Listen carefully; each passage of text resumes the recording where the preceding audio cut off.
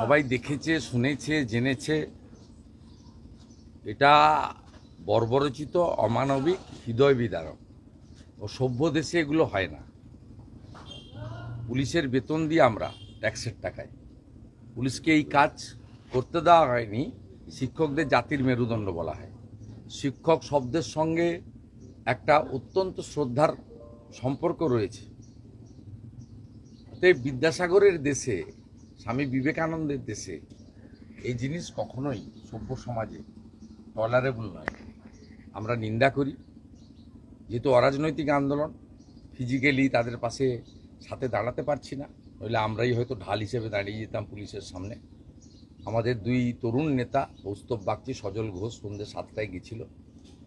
যখন সব্যসাচীর গুন্ডা বাহিনীকে দিয়ে প্রথমে লাথি দেওয়া হয়, লাথি মারা হয়, তারপরে অফিসিয়াল গুন্ডা যারা মমতা ব্যানার্জির রেজিস্টার্ড গুন্ডা, সে মমতা পুলিশকে দিয়ে লাঠি এবং বিভৎসভাবে অত্যাচার করা হয়। তখন তারা বলেন যেটা অরাজনৈতিক আন্দোলন, রাজনৈতিক লোকরা দূর থেকে সমর্থন করুন। তাই আমাদের দূর থেকে সমর্থন করতে হচ্ছে। এবং গভীর রাত্রে বিধাননগর হসপিটাল সহ চিকিৎসা ক্ষেত্রেও আমাদের বিজেপির যারা ছিলেন আশেপাশে সবাই হাত লাগিয়েছেন। সকলেই ছিলেন, ভলেন্টিয়ারের কাজ করেছেন, পাশে দাঁড়ানোর চেষ্টা করেছেন। আর একজন অত্যন্ত কৃতী ছাত্র, যিনি শুধু পশ্চিমবঙ্গে নয়, মধ্যপ্রদেশেও ওখানকার পাবলিক সার্ভিস কমিশনের টপার হয়েছেন, কৃষ্ণকান্ত বলে, কৃষ্ণকান্ত রায়, হুগলি জেলার ছেলে, তার পাটা ভেঙে দিয়েছে। তিনি সপে টপ, এসএসসিতে টপ হয়েছেন, আপার প্রাইমারিতে টপ হয়েছেন, প্রাইমারিতে টপ হয়েছেন, অন্য রাজ্যের এক্সামগুলোতেও টপ পজিশন পেয়েছেন। তার সঙ্গে আমার কথা হয়েছে ওভার টেলিফোনে। ইন্দ্রজিৎ মণ্ডল আন্দোলনকারী অন্য নেতৃত্ব, তার সঙ্গে আমি যোগাযোগে আছি। স্পাইনাল কর্ড একজনের ভেঙেছে, তার চিকিৎসা চলছে। এখনও বেশ প্রাথমিকভাবে 20 জন আহত হয়েছেন, 4-5 জন গুরুতর। আমাদের সহানুভূতি, সমর্থন সব কিছুই আছে। এবং আজকে আমাদের তেরঙ্গা যাত্রা রয়েছে কলকাতাতে, অরাজনৈতিক যাত্রা, জাতীয় পতাকা নিয়ে। তারপরে ভারতীয় জনতা পার্টির নেতৃত্ব আমরা ঠিক করব পুলিশের লাঠি চালনার বিরুদ্ধে কী ধরনের আন্দোলন বা প্রতিবাদ সংগঠিত করা যায়। দাদা, দেখা গেছে যে তৃণমূলের কর্মী নেতারাও ওর মধ্যে ছিল। কিছু নেতা, কর্মী, মন্ত্রী তারা চুরি করলো, এতগুলো ছেলে চাকরি গেল এবং তারা পুলিশের বাড়ি লাঠি খেলো।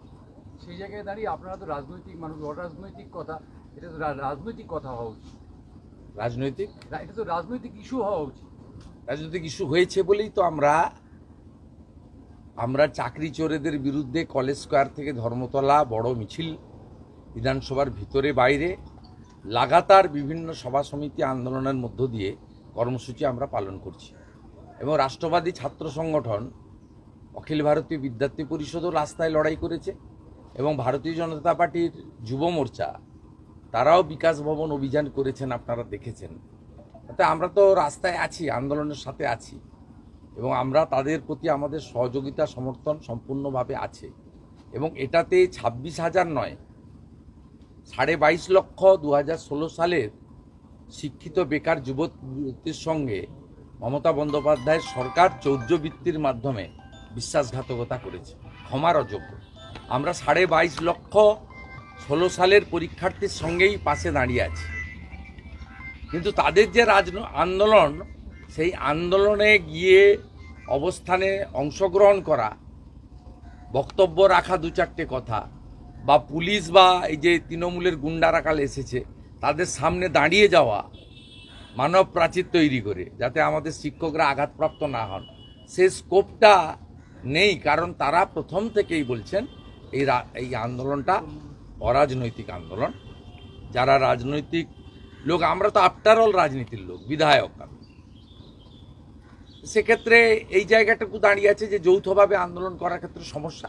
কিন্তু ভারতীয় জনতা পার্টি এই ইস্যুতে আন্দোলনে আছে। প্রথম, আমরা 22.5 লক্ষ বঞ্চিতের পক্ষে। দ্বিতীয় হচ্ছে যোগ্যদের আমরা পক্ষে। এবং অভিজিৎ গাঙ্গুলি যে বিচারপতি ছিলেন, আজকে সাংসদ, তার রায় যদি সেদিন অহংকারী মমতা ব্যানার্জি মেনে নিতেন, তাহলে আজকে যোগ্যদের রাস্তায় বসতে হতো না। অভিজিৎ গাঙ্গুলি 7,000 জনকে চিহ্নিত করে দিয়েছিলেন ডকুমেন্টারি এভিডেন্স, প্রমাণের উপরে। বাকিদেরকে বলেছিলেন বিষয়ে তিনি বলেননি। আজকে ওনার রায়কে চ্যালেঞ্জ করে কে গেছে? এসএসসি গেছে, রাজ্য সরকার গেছে, কোটি কোটি কোটি কোটি টাকা খরচ করেছে, যে টাকা দিয়ে হসপিটাল স্কুল বানানো যেত। আজকে আপনারা নিজেরা গিয়ে 26,000 লোককে পথে আপনারা বসিয়েছেন। সেদিন অভিজিৎ গাঙ্গুলি 2022-এর অর্ডার মেনে নিলে আজকে এই অবস্থাটা তো তৈরি হতো না। নিষ্কৃতি একজনই পাবেন, এত বাতিল করে লাভ নেই। একজনকে বাতিল করুন 26-এ, সব সমস্যার সমাধান হবে। আর আমি কথা দিচ্ছি, বিজেপির আমি এখানে অন্যতম যারা নেতৃত্বের মধ্যে একজন, আমার পদ অনুযায়ী, ব্যক্তি নয়, এলওপি হিসাবে আমরা বিজেপিকে সরকারে আনলে যোগ্য অযোগ্য 1 মাসের মধ্যে বেছে ওএমআর আপনারা পুড়িয়েছেন। কিন্তু সিবিআই গাজিয়াবাদ থেকে হার্ড ডিস্ক উদ্ধার করে বলে দিয়েছে কারা যোগ্য কারা অযোগ্য।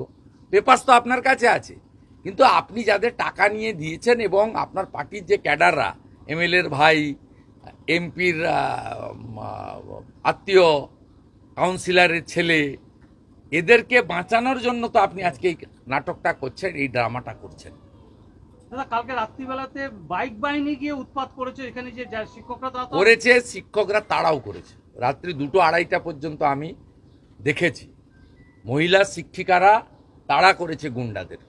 হ্যাটস অফ টু আন্দোলনকারী, তারা মাথা নত করেনি। তারা এই গুন্ডা বাহিনীদের কাছে লাল চুল কানে দুল যারা হামলা করতে এসেছিল তাদেরকে নিউ টাউন থেকে ভাড়া করে আনা হয়েছিল, তাদের তাড়া করা হয়েছে। আর এই সব্যসাচীর কোনো কাজ ছিল না, মমতা পাঠিয়েছে। এর আগে ভাঙড়ের পাওয়ার গ্রিড আন্দোলনে ভাঙড়ের গরিব কৃষক তাদের উপর অত্যাচার করতে একে পাঠিয়েছিল। কামদুনিতে যখন ছাত্রী রেপ করে খুন করে, মৌসুমী টুম্পাদের আন্দোলন ভাঙার জন্য এ গেছিল, খিচুড়ি রান্না করছিল, আপনারা টিভিতে দেখিয়েছেন। মমতা ব্যানার্জি ওকে বিশ্বাস করে না। মমতা ব্যানার্জি কৃষ্ণা চক্রবর্তী, সুজিত বোসকে বিশ্বাস করে।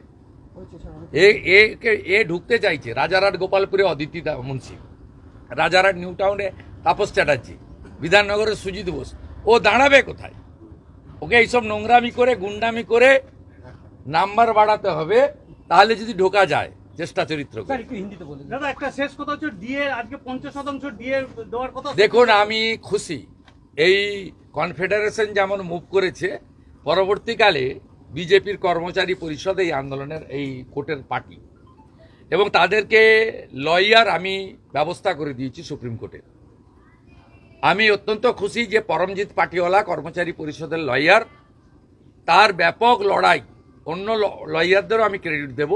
তাতে দুটো জিনিস আজকে খুব পরিষ্কার হয়ে গেছে। যে মমতা ব্যানার্জি বলেছিল যে ডিএ অধিকার নয়, আজকে সুপ্রিম কোর্ট, সর্বোচ্চ আদালত বলে দিয়েছে ডিএ অধিকার। দেব না চাইলে দেব না। তো আজকে সুপ্রিম কোর্ট বলে দিয়েছে 16 সাল থেকে যে কর্মচারী, শিক্ষক, শিক্ষাকর্মীদের লড়াই, তার জয় হয়েছে। এবং এটা যে ফুটা সরকার 50% দিতে গেছিল, বলছে 20,000 কোটি লাগবে, মনু সিংভি হাত পা ধরেছে। বিচারপতি দয়া করে বলেছে আচ্ছা 25% দেন আপাতত, ফাইনাল জুলাই আগস্টের মধ্যে হবে, 100% টাকা দিতে হবে, বকেয়া টাকা দিতে হবে। পঞ্চম পে স্কেলে, পে কমিশনের যে বকেয়া আছে 15 সাল থেকে, সব টাকা মিটাতে হবে। এ জয় অধিকারের জয়।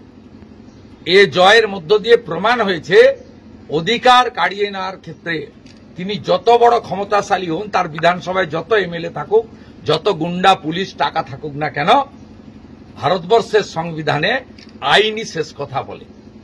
ও ঠিক একইভাবে পশ্চিমবাংলা 2,15,00,000 বেকার যুবক যুবতী, তাদের কর্মসংস্থানের অধিকার আগামী দিনে আদায় করবে এবং পশ্চিমবাংলা এই আবর্জনা মমতা বন্দ্যোপাধ্যায় তার কোম্পানির হাত থেকে 26-এ নিষ্কৃতি পাবে।